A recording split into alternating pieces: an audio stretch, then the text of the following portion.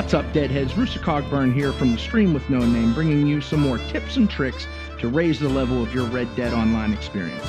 Since this week's bonuses highlight the Moonshiner role, we're sending out a nice little startup guide to help you get your new Hooch enterprise off the ground.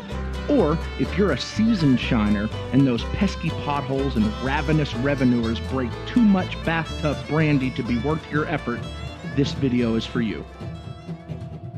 Assuming you are just starting out, we would suggest placing your shine shack in the Bayou Noir region. It is generally more level than all the other regions with much fewer roadway obstructions. Sure, those foggy nights can really suck, but we have a way around that. Stay tuned. I prefer the Heartlands for my personal, not a black market distillery, but I would not recommend it for the novice. A couple of the routes there can be a little too taxing on your wagon. It's best to stay away until you're a bit more comfortable. If you are starting out, your cook room will not look like mine at all. There will not be a door here. I believe it's just a wall at first, so I won't spoil anything.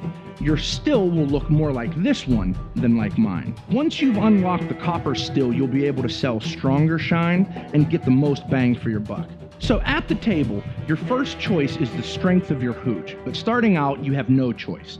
We're gonna run this like it's day one, so we'll go with the week. But as your skills rise and you build up your business, the only things to change will be shine strength and the money you make. The process and everything else stays the same. The big hitch to bootleggers starting out is this $50 mash price tag. At this cost, you really make very little running that good old Mountain Dew.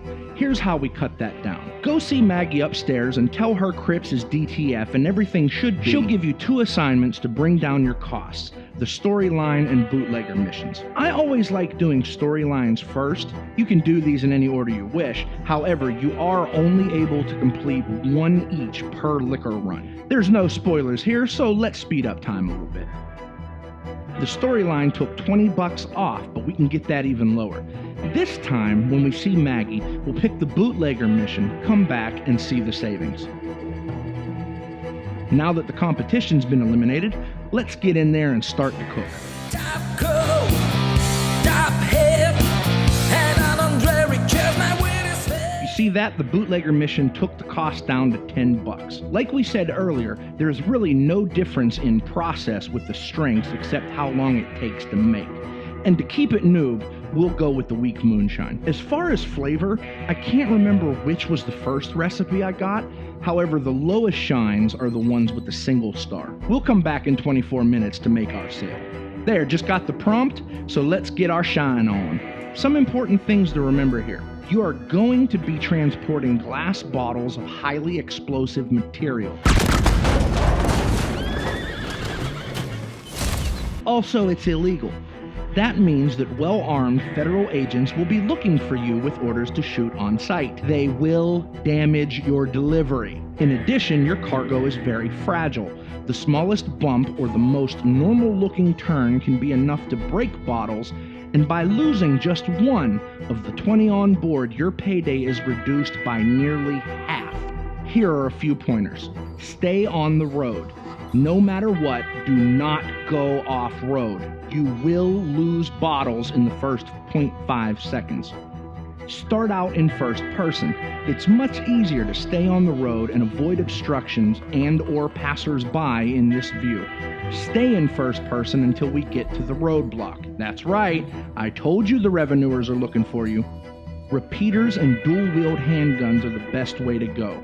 You're going to fight, so you need large amounts of ammo at a fast rate of delivery. Lastly, take it relatively slow until we clear the checkpoint.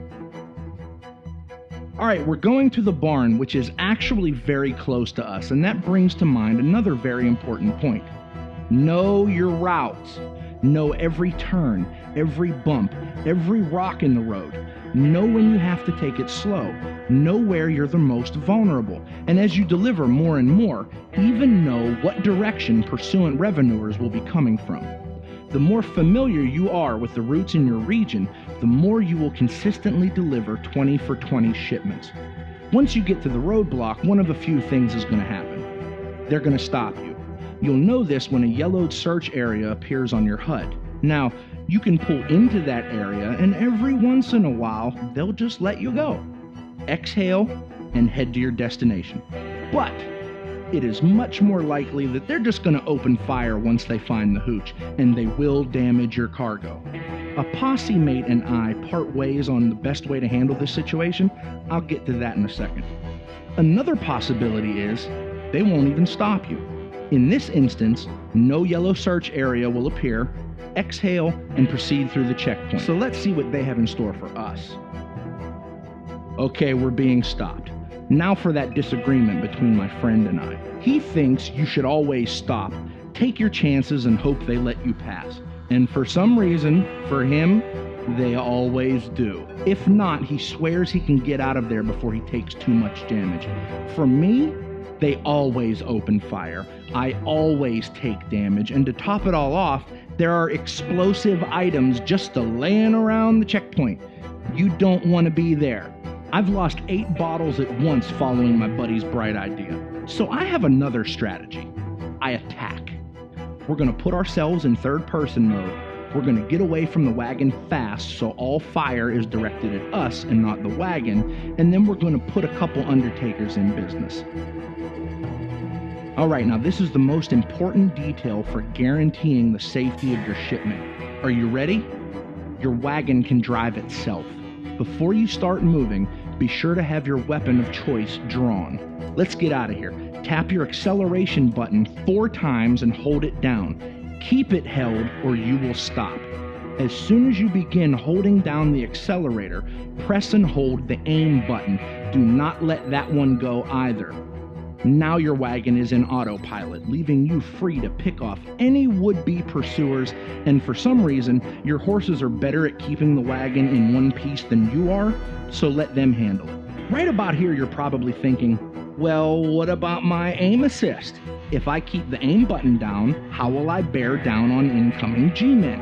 While you're strafing, be sure to keep one eye on your HUD. Determine the incoming trajectory, aim in that direction, and whenever you see your attacker, let go of the aim button and press it again. You will lock on and the horses won't even lose stride. A little more down the road and we made it. Safe, sound, and in one piece.